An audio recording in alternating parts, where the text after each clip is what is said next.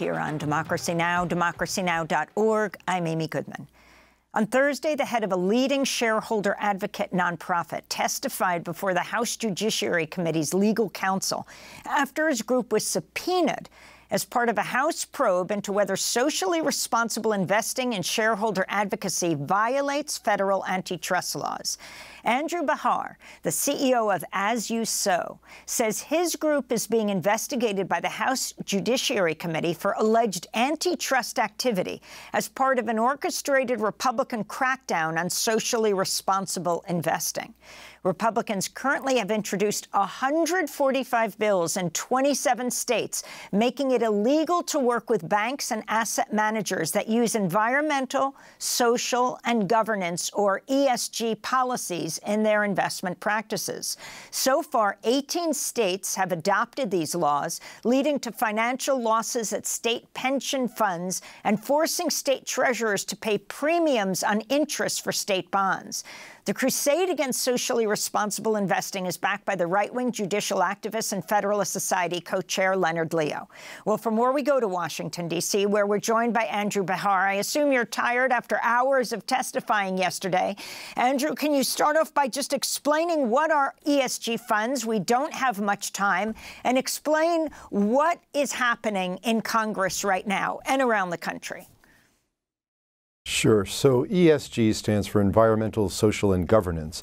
It's a framework for assessing risk. Basically, every successful business person, every successful investor assesses and addresses risk. Any company that, for instance, is making cotton shirts needs to assess climate risk in their supply chain because we're having droughts in Texas, there's no cotton. We're having floods in Pakistan, no cotton. They're addressing social risks. How do you attract and retain the best and the brightest? And governance risks. So basically what they're saying in these state laws are not allowing the states to work with any asset managers or any banks that, for instance, believe climate change is real, have a climate transition plan. And so what it's done so far is lead to their pension funds underperforming, which is impacting the ability to retire for firefighters, teachers, policemen across these states. It's also, according to the Texas State Chamber of Commerce, which includes Exxon and Chevron, they just put out a report saying that the Texas bill cost the state $600 million and lost them 3,000 jobs. So these anti-ESG, this crusade, is really anti-business, anti-freedom, whereas basically just basic good business says you want to assess and address risk, and that's what they're trying to suppress. What would have happened if you didn't testify? You were subpoenaed? Yeah, well, I had to testify. I got a subpoena. I would have been, I guess, I don't know. I would have been, put in jail or something. But no, here's the thing. I voluntarily, they asked, the way it worked is they filed this antitrust action against As You Sow last August, and they asked us for a lot of documents. And since we're a nonprofit, we didn't quite understand because, antitrust has to do with setting pricing, and we don't have a price or a product. So we asked them for some clarification, and they sent us a subpoena saying, we need all your documents. And so we sent them 12,000 pages of documents. They said, not enough. So we had our president and chief counsel testify in January. They said, not enough. I said I would testify. They set the March 28th date. And then within a week of that, they threatened us with contempt of Congress. I still voluntarily was coming in, and then they sent a subpoena last week. So they're just... And so talk about this momentum that the chair of the committee, Jim Jordan, how hard is at the federal level and the states are pushing, particularly talk about the attempt to protect the fossil fuel industry from the accelerating divestment and green investment movements, the kind of progress you've made over the years and now how it's being turned back. So just understand the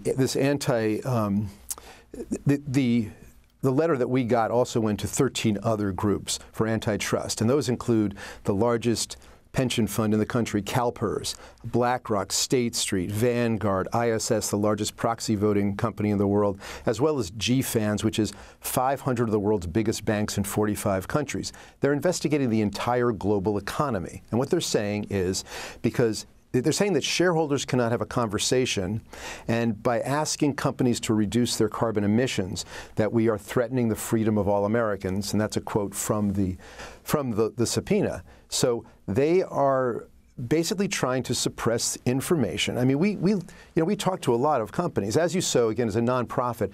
We engage hundreds of companies on these issues. We do a great deal of research.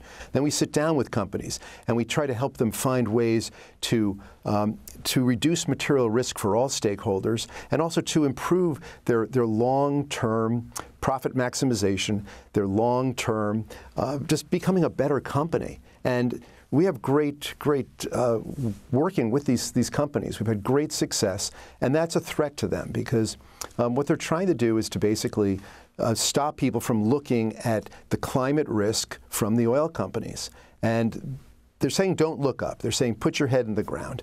And what we're saying is we need the freedom to invest. Like, they're trying to suppress our freedom to be able to make logical, good business choices. And in doing so, at the state level, they're harming their own citizens. They're just this anti-ESG is just anti-business.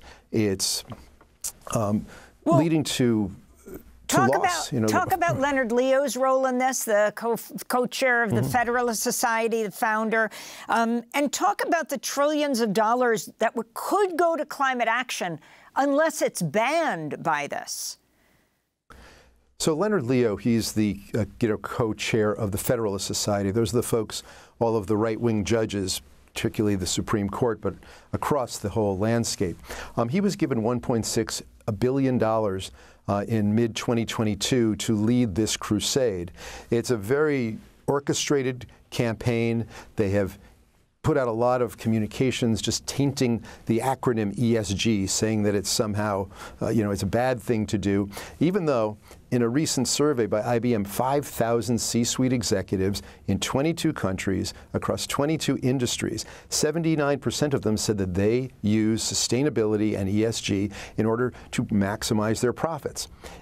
This is the market. The market has spoken.